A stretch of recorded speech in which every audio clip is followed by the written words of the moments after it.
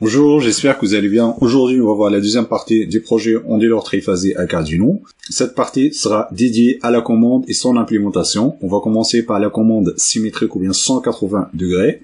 Donc ici, notre Ondeler, il est constitué de 6 transistors identiques. Chaque bras, il est constitué de 2 transistors. Donc on a le T1, T2, T3, T4, T5, T6.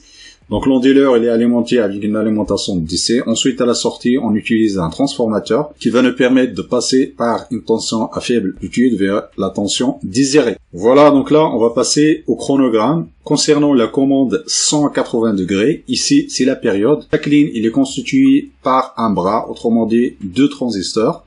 Ici, le transistor T1, T2, ici T4, T3, T5, T6. Un cycle, il est constitué de 6 cycles de 60 degrés. Pourquoi 6 cycles? Parce qu'on a 6 transistors. Pour faire la commande des 6 transistors d'une façon indépendante, on va échantillonner la période en 6, c'est-à-dire on va avoir un pas de 60 degrés. Ce qu'il faut retenir pour chaque bras, les transistors doivent être complémentaires. Par exemple, ici, on a le T1, T1, T1. Ici, on a 180 degrés, on va activer le T1. Ensuite, 180 degrés, on va activer le T2. Donc, la même chose ici, on va activer T4, 180 degrés, 3 fois 60. La même chose, 3 fois 100 T3, etc. Ensuite, pour passer d'un bras à un autre bras, on a un déphasage, un décalage de 60 degrés. On va maintenant passer au tableau de vérité. Donc là, ce qu'on va faire, on va juste prolonger le tableau parce qu'ici, on a des décalages. Nous, on a besoin d'un cycle complet. Donc là, on va juste prolonger. Dans cette partie-là, on a le T2, T2, T1, T1, T1, T2, T2, T2. Ensuite, ici, on a le T3, T4, T4. Donc, ce qu'il faut retenir, chaque activation d'un transistor, ça dure 180 degrés. Donc, 3 fois T4, 3 fois T3. Ensuite, on reboucle. Donc, là, la même chose ici, on a 3 fois T5, 3 fois T6, T5, etc. Pour définir le cycle, on va prendre une période complète. Par exemple, ici, 6 fois 60 égale 6 cycles d'une période. C'est équivalent à une période. Donc, par exemple, ici, donc là, on va prendre un seul tableau qui contient une période complète. Donc ici, on a le premier cycle, deuxième cycle, troisième cycle, quatrième cycle, etc. Donc là, on va définir les cycles. Ensuite, ici, on va mettre les transistors qui sont actifs, les transistors qui sont actifs ou pas. On a T1, T2, T3, T4, T5, T6. Par exemple, ici, le premier cycle, on a T1 qui est actif. On va mettre le 1 ici. Automatiquement, on a le T2 égal à 0. Ensuite, on a le T4 qui est actif ici. Le T3 automatiquement égal à 0. Ensuite, on a le T5, T5 égale à 1, automatiquement le T6 égale à 0. Ensuite, on va passer au cycle 2, celui-là. Donc, celui-là, on a le T1, donc T1 égale à 1, donc 1, 0. Ensuite, on a le T4, donc le T4 égale à 1, 0. On a le T6 égale à 1, etc. Donc, on va remplir le tableau. Du coup, on va obtenir une séquence de 6 bits x 6. On va passer maintenant à la partie implémentation de la commande. On va voir 2 stratégies d'implémentation. Donc ça, c'est le pinout de notre Ondeler. Donc on va considérer 6 sorties digitales. Donc il faut faire attention, l'ordre est très important pour la commande de notre Ondeler. On a le transistor 1 du bras 1. On a le transistor 2. Donc la même chose ici, transistor 1, transistor 2 du bras 2, etc. Du coup, on va avoir 6 sorties digitales. Ensuite ici, on va définir la période T0 de notre Ondeler. Le T0 pour nous, c'est 60 degrés, autrement dit 1/6 de la période. Donc la période de l'Ondeler égale 6 fois le T0, 3333, ce qui correspond à 20 millisecondes, 50 Hz. Voilà, ensuite on va définir un tableau qui va contenir le pinout du transistor, il va juste contenir les numérotations des pins. Donc là c'est très important, on verra tout à l'heure pourquoi on a choisi le 22 jusqu'au 27. On va initialiser le tableau du pinout avec la numérotation des transistors. Ensuite, on va réinitialiser toutes les pinouts en sortie et positionner les sorties à 0. On va passer maintenant à la boucle principale. On va définir 2 stratégies. Donc la première stratégie, on va l'appeler la commande 1. Donc on va définir une fonction qui s'appelle cette commande 1. On va lui donner la numérotation des pins. Ensuite, la fonction va automatiquement générer la séquence. Pour chaque itération, il va incrémenter un compteur qui va générer les séquences. Ensuite, on va attendre le T0 de microsecondes. On va passer maintenant à la définition de notre fonction. Donc la fonction, il a besoin d'une seule entrée qui est le pointeur du tableau, c'est juste le nom du tableau. À l'intérieur de la fonction, on va déclarer une variable du type statique. La variable de titre statique, ça va nous permettre de maintenir en mémoire l'état de la variable i pour chaque appel à la fonction. C'est-à-dire pour le premier appel, le i égale à 0. Ensuite, à la fin de la boucle, on va incrémenter i. La deuxième appel sera le 1, 2, 3. Lorsqu'on arrive à 6, on va reboucler. C'est-à-dire on va compter de 0 jusqu'à 5, de 0 jusqu'à 5. Ensuite, ici, c'est exactement, on a copié-collé les états des transistors. Ça, c'est transistor 1, transistor 2, 3, 4, etc. Donc, la même chose ici. On a les séquences de 6 bits pour chaque itération. Donc là, on va commander, ça c'est notre tableau. Donc, c'est une constante. L'objectif, cette fonction, pour chaque appel, on va envoyer cette séquence pour la première itération. Deuxième itération, on va envoyer celle-là. Troisième itération, on va envoyer celle-là, etc. Donc là, on va, grâce à cette boucle-là, on va positionner toutes les pins à l'état du tableau. Donc ici, par exemple, ici, j'ai le 1, c'est-à-dire je vais activer la sortie. C'est j'ai 0, je vais désactiver la sortie. Donc là, on va passer maintenant au test de la fonction. Donc là, on va mettre start l'oscilloscope. Dans la sonde de l'oscilloscope, j'ai branché la sortie 22 et 23, c'est-à-dire le T1 et T2. Donc là, on va mettre stop. Là, qu'on voit ici, le T1 et le T2 sont complémentaires. C'est très important.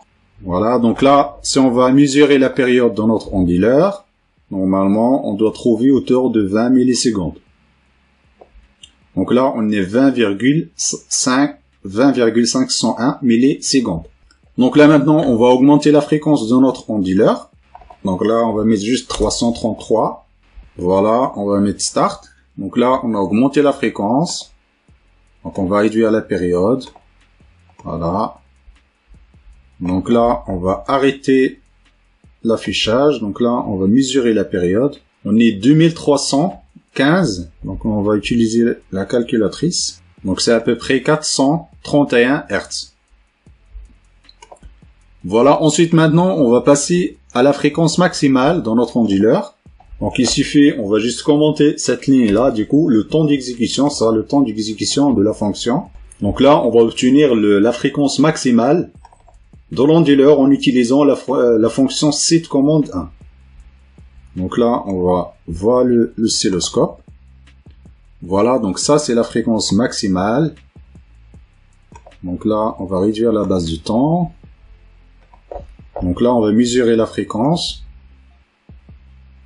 Donc là, on va avoir une période d'environ 374 microsecondes. 2,6 kHz. Donc notre fréquence maximale en utilisant cette fonction, c'est 2,6 kHz. Donc là, ce qu'on va faire, on va aligner les deux courbes. Voilà, ensuite on va zoomer. Donc là, qu'on voit ici, donc ça, c'est le problème de la commande symétrique. Au moment de la transition, donc là par exemple ici, on a la transition de 0 jusqu'à 1. Ensuite de 1 jusqu'à 0. Dans cette partie-là, donc ici, donc on se retrouve avec deux transistors qui sont fermés.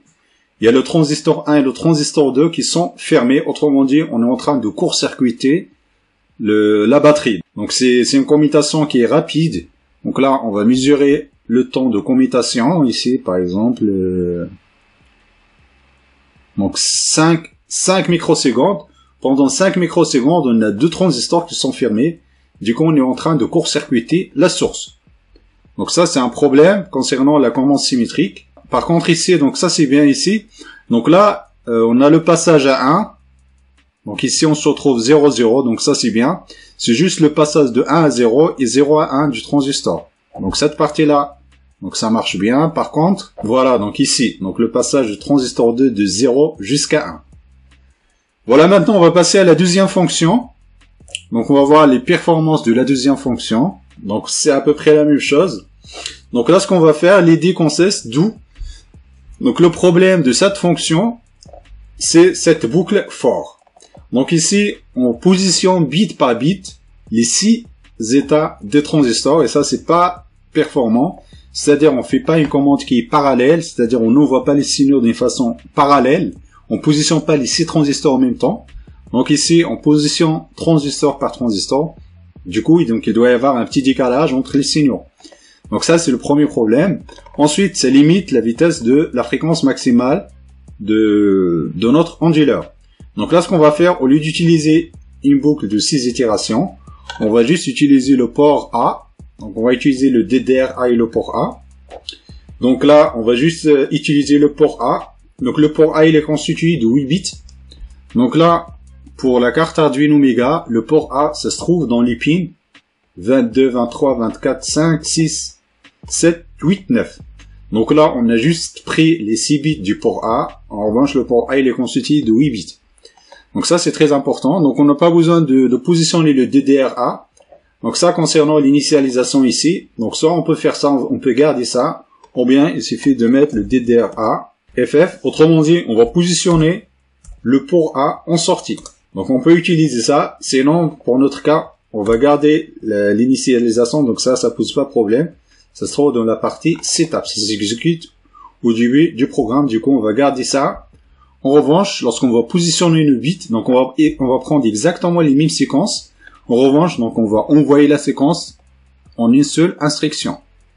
Donc là, comme vous voyez ici, donc le port A, on va lui affecter la commande. On va utiliser un tableau de 6 éléments qui va contenir. Donc ça, c'est le mot en binaire. Donc c'est un mot de 8 bits. Donc là, j'ai ajouté le 00 pour le port A parce que le port A, il est constitué de 8 bits. Donc la même chose, on va faire l'incrémentation pour chaque itération. Donc au début, on va envoyer ça, ensuite ça, ensuite ça. Du coup, on est en train de positionner les 6 bits d'une façon parallèle. Donc ça, c'est très important. Donc là, on va regarder les performances de notre fonction. Donc ce qu'on va faire, la même chose. Donc on va mettre ici 2. Dans un premier temps, on va commencer avec une fréquence de 50 Hz. Voilà, donc là, on va mettre... voilà. Donc là, normalement, on doit avoir plus de précision sur la fréquence. Parce que le temps de commutation, il est beaucoup plus rapide. Voilà. Donc ici, on a 20,2. Tout à l'heure, nous avons eu 20,5. Donc là, on a une précision sur la fréquence. Donc ensuite, ce qu'on va faire maintenant, on va pousser aux performances maximales, c'est-à-dire la fréquence maximale de l'onduleur, en utilisant la fonction 2. Voilà, donc là, on va commenter. Voilà, donc là, on va zoomer. Ensuite, on va arrêter l'affichage. Tout à l'heure, nous avons eu 2,6 kHz. Donc là, on est à 105 microsecondes. On va faire le calcul de la fréquence. On est à 9,5. Nous avons passé de 2,6 à 9,5.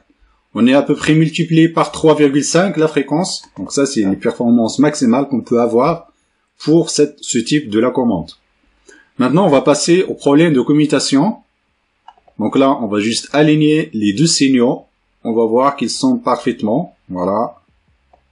Donc là, on va zoomer notre signal. Voilà qu'on voit ici. Donc là, on a une transition qui est à peu près simultanée. C'est-à-dire, on passe de 0 à 1, en même temps, on passe de 1 à 0. Donc là, on se retrouve au milieu, du coup.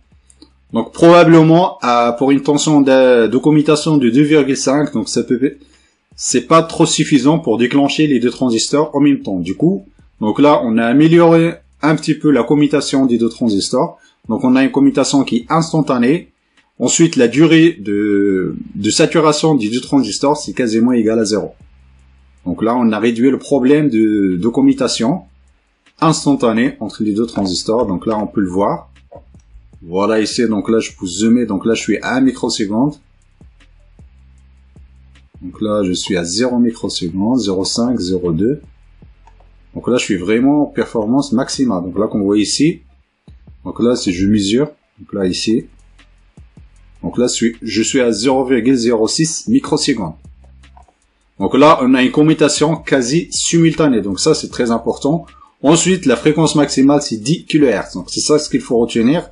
Avec ce type de la commande, on peut y aller d'une fréquence de DC jusqu'à 10 kHz. On verra dans la prochaine vidéo comment régler ce problème de commutation.